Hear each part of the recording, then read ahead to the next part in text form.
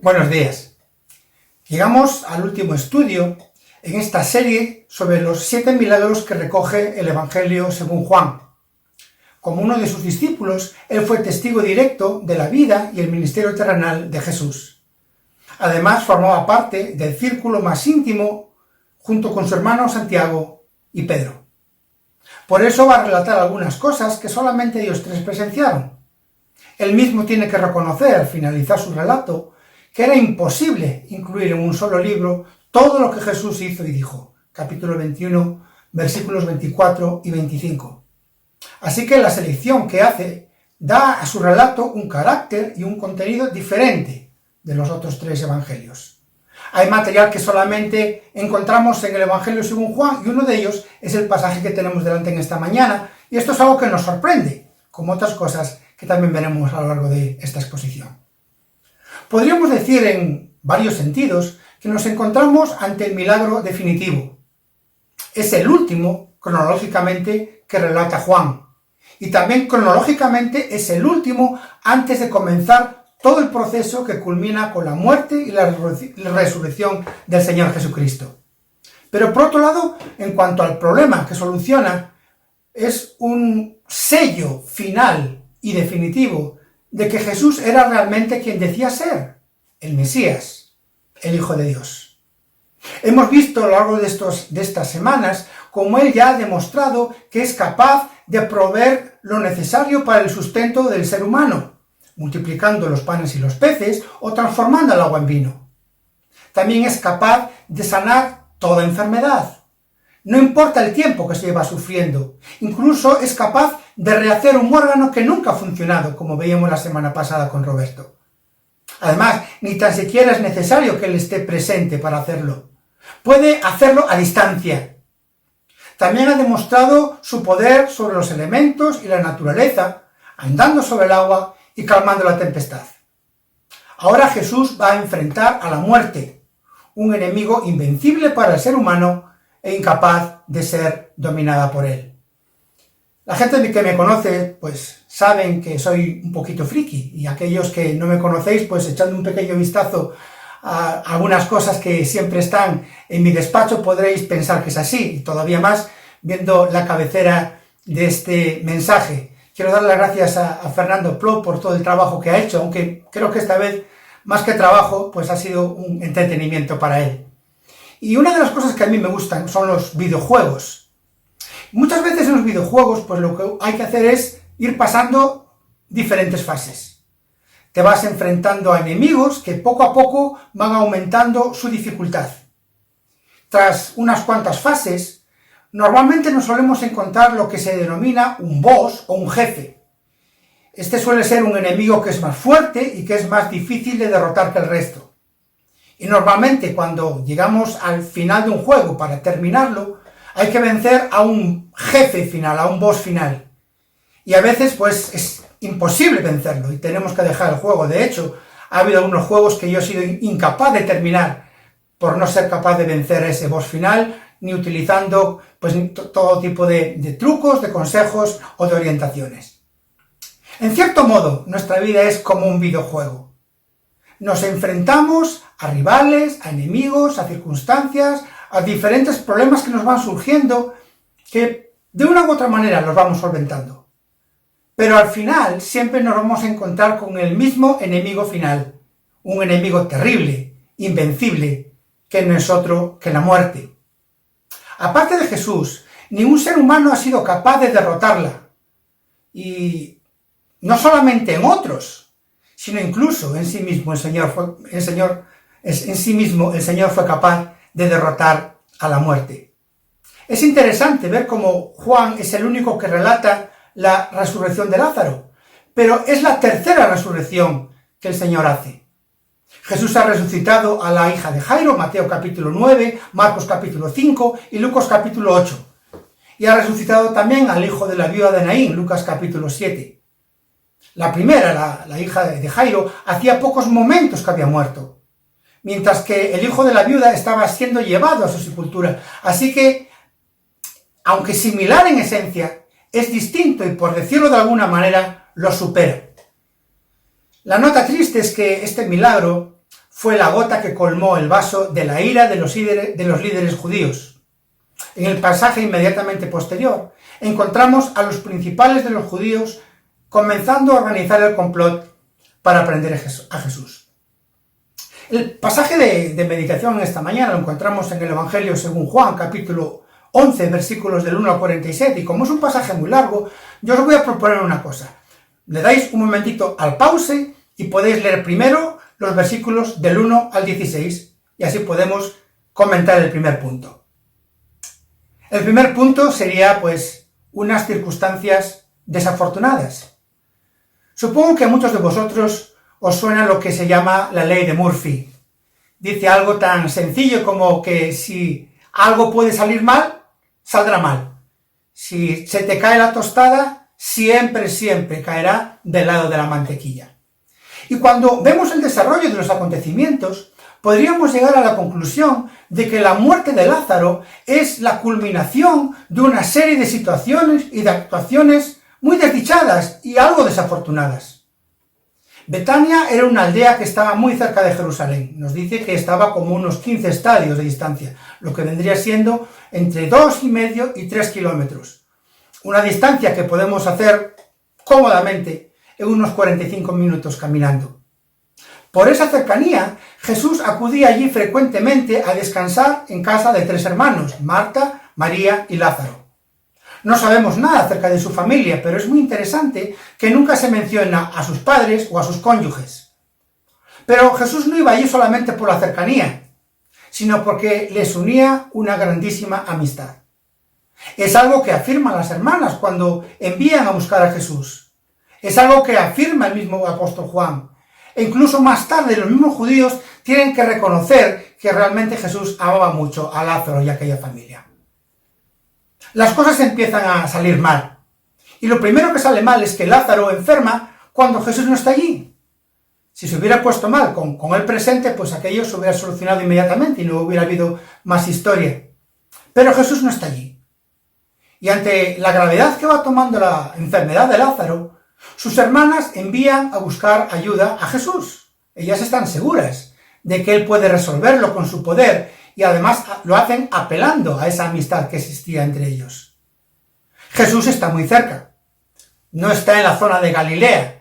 Así que seguro que al enterarse dejaría lo que estaba haciendo y rápidamente iría a Betania y arreglaría la situación.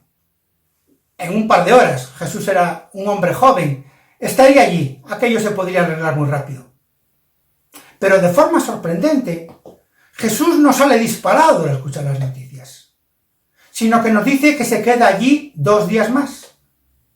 Incluso nos dice en el versículo 4 que afirma que esta enfermedad no es para muerte.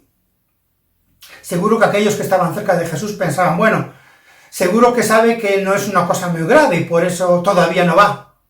Él sabe lo que hace y seguro que va a acudir a tiempo antes de que pase lo peor.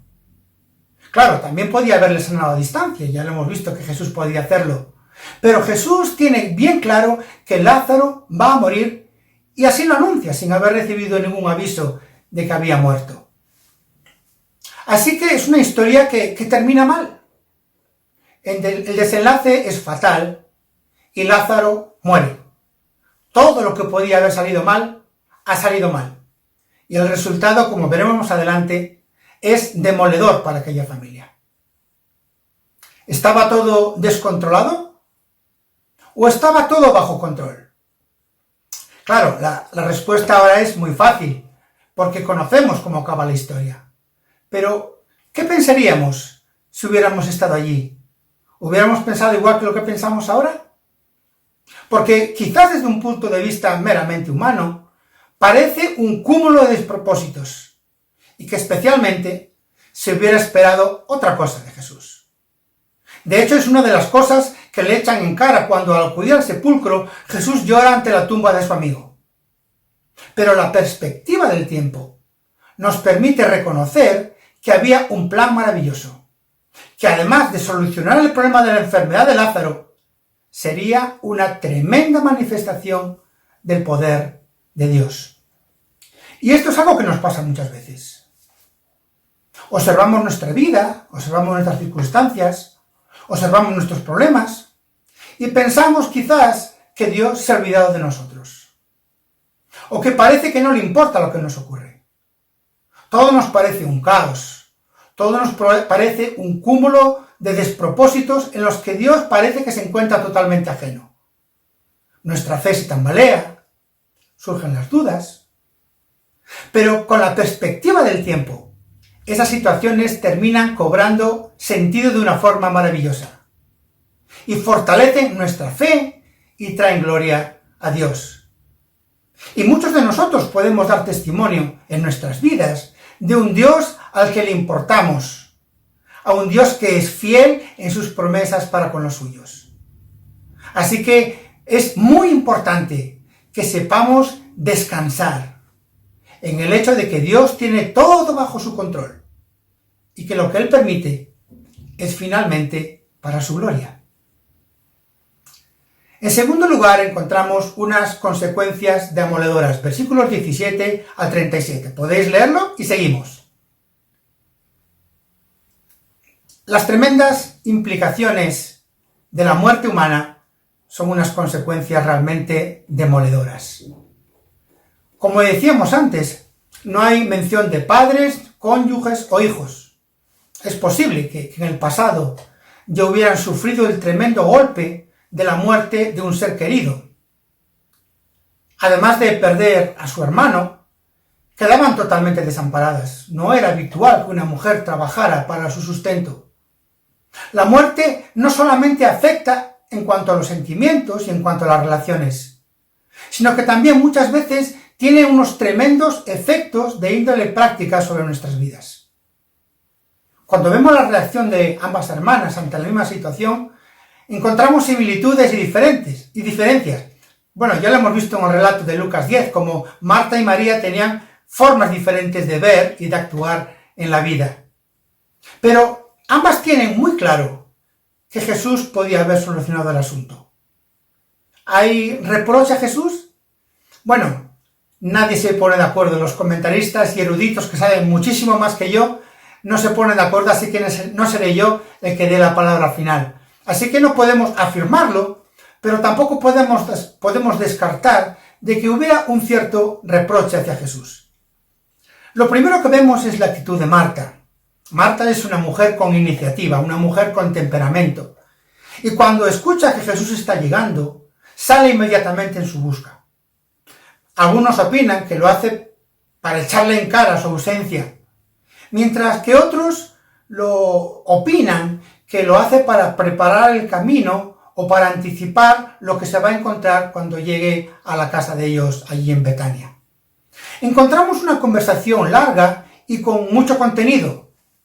Y es muy interesante que aunque normalmente Marta estaba pues muy pendiente de lo que era la intendencia, se ve que también tenía el oído atento.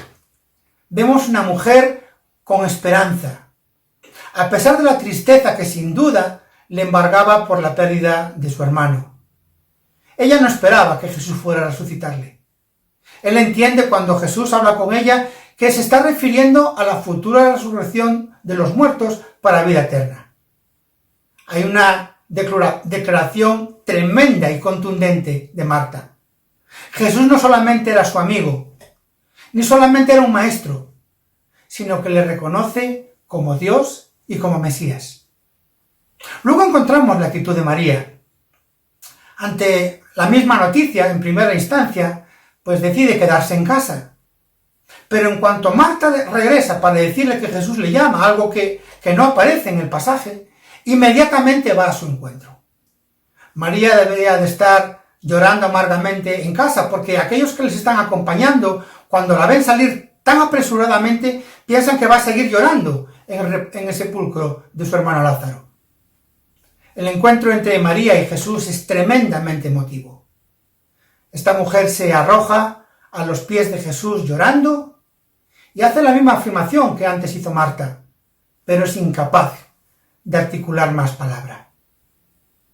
La actitud de los demás, de los judíos, de aquellos que estaban junto a ellas. Al estar cerca de Jerusalén, muchas personas habían acudido allí para darles el pésame y para consolarlas. Debían de ser personas muy conocidas y Sin duda alguna, la muerte de Lázaro debía ser un suceso traumático y que había impactado mucho en la vida de las personas de Jerusalén. Seguro que allí había de todo. Habría personas que realmente sentían esta muerte y que se interesaban sinceramente por Marta y María. Seguramente también habría curiosos y, como nos dice el relato, también había personas que estaban allí para ver qué pasaba, para informar a los fariseos de lo que estaba ocurriendo. De hecho, nada más resucitar a Lázaro, acuden a Jerusalén a informar a los fariseos, quienes definitivamente se ponen en acción para matar a Jesús. Pero lo que más me llama la atención en este pasaje es cómo afecta esta situación a los sentimientos de Jesús. Jesús no es alguien impasible. Desgraciadamente, la imagen que tenemos de él a través de la pintura, de la escultura o incluso el cine es de alguien a quien parece no afectarle lo que pasa a su alrededor. Digo yo muchas veces que tenemos la imagen de él un poco como Horatio, el de CSI, que siempre tiene la misma cara, no importa lo que ocurra. Pase algo alegre, pase algo triste, su cara pues es inmutable. Sin embargo, la palabra muestra a Jesús como un ser humano, capaz de simpatizar y de empatizar con las situaciones de alegría y de tristeza de los demás. En esta ocasión le vemos profundamente emocionado, en medio de lo que significa la muerte de alguien amado, y al ver el dolor y el sufrimiento de sus más cercanos, que también son amigos suyos. Jesús se conmueve profundamente. Jesús se estremece al ver llorar a María y a todos los que le acompañan. Incluso él mismo llora. Es muy interesante que la palabra que aparece en el original solamente aparece aquí. Es un llorar derramando lágrimas en silencio, sin prorrumpir en otro tipo de expresiones de dolor. No es un espectáculo, no es una apariencia, no es un dolor de cara a la galería, sino la expresión de un sentimiento profundo de tristeza. Jesús era Dios, pero también era hombre, y él experimentó todos nuestros mismos quebrantos, incluso el de la pérdida de un ser querido. No lo sabemos con certeza, pero al no encontrar tampoco en el relato bíblico ninguna mención de José, su padre, podríamos pensar que probablemente murió antes de comenzar su ministerio. Y ese mismo sentimiento de conmoción lo experimenta cuando se dirige al lugar donde su amigo ha sido sepultado. Son terribles los efectos de la muerte. Vemos como todos los que están en medio y alrededor de aquella circunstancia van a experimentar el dolor y la tristeza de lo que implica la muerte. Y es muy importante decir una cosa. Aunque el creyente tenemos esperanza de vida eterna, sentimos dolor y tristeza ante lo que significa la separación de un ser querido. No es algo que descalifique al creyente para nada. Es algo que es totalmente natural y que en ninguna manera puede ser condenable. Jesús mismo manifestó este dolor. Jesús mismo no condenó las lágrimas de María. A veces alguien de nuestra familia parte hacia un lugar lejano y va a pasar un tiempo que no lo vamos a ver, aunque podemos verlo hoy con estos medios tecnológicos que tenemos y probablemente podremos verlo más adelante.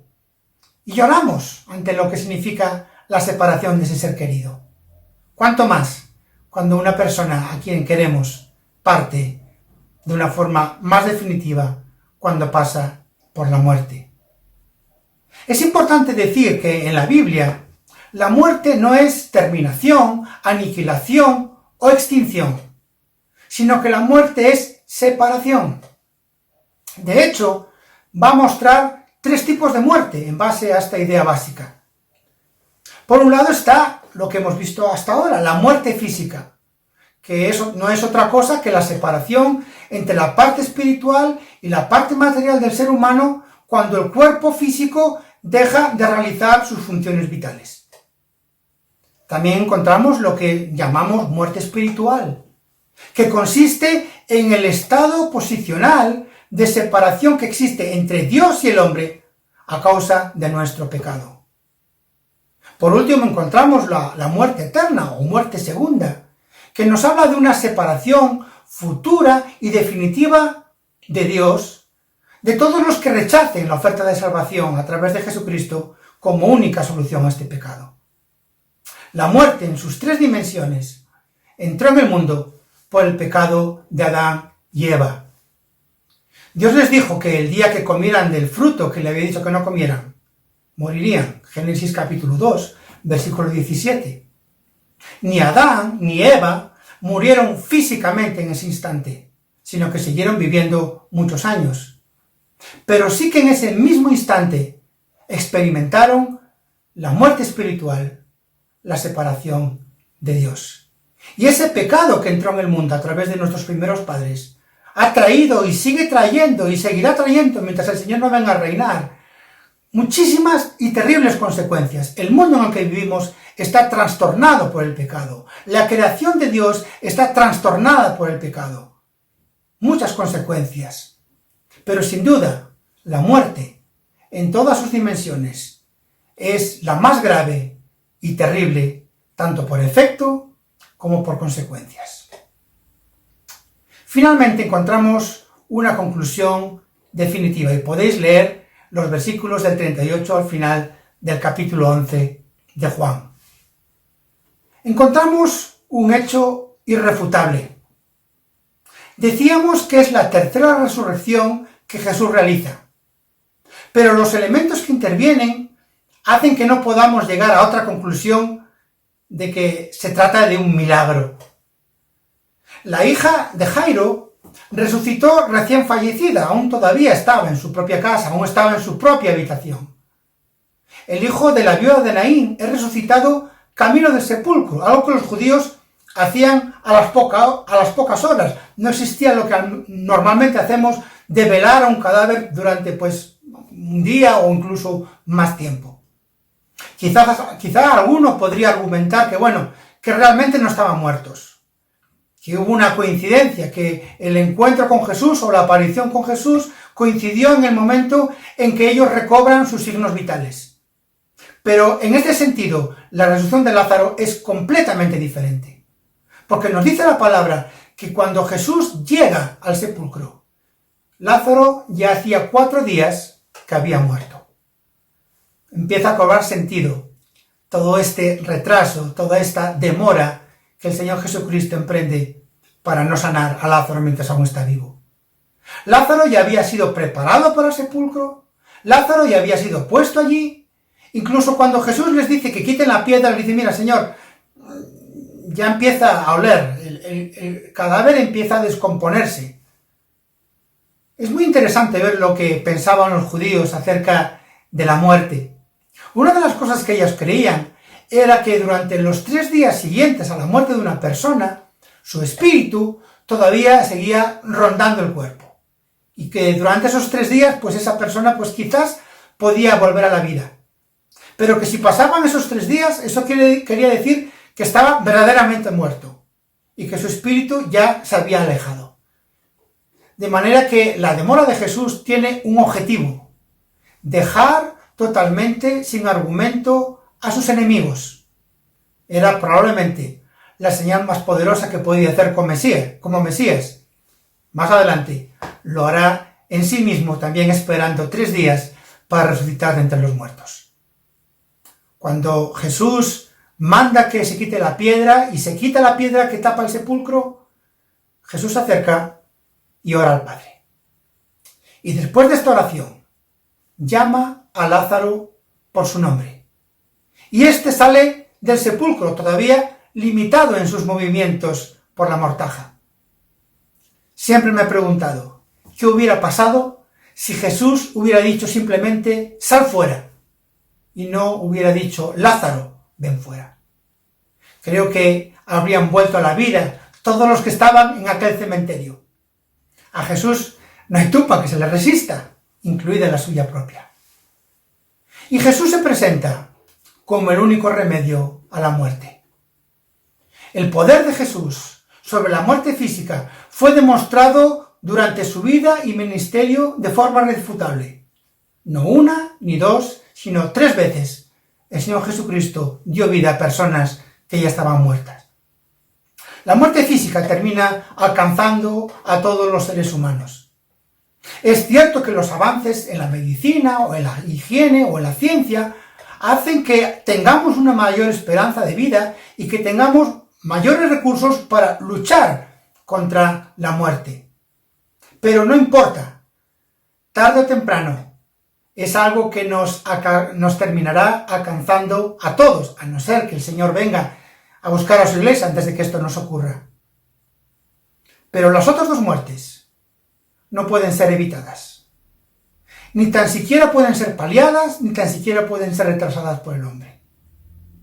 El apóstol Pablo declara de forma tajante que todos nosotros, que todos los seres humanos, estamos muertos en nuestros delitos y pecados. Efesios capítulo 2, versículo 1 y Colosenses capítulo 2 y versículo 13. Estamos apartados y alejados de Dios a causa de nuestro pecado. No hay nada que podamos hacer para solucionarlo por nosotros mismos en nuestra vida. Ni la religión, ni las buenas obras, ni el dinero pueden lograrlo. Por esto, lo único que nos espera una vez que pasemos por la muerte física es llegar a la muerte segunda, la condenación eterna, la eterna separación de Dios. Porque no existe una cosa tal como la aniquilación del alma. Ojalá así fuera. Ojalá pues existiera la nada. Pero la Biblia no habla así. La Biblia habla de una condenación eterna, de un estado de alejamiento total, definitivo y completamente irresoluble de la presencia de Dios.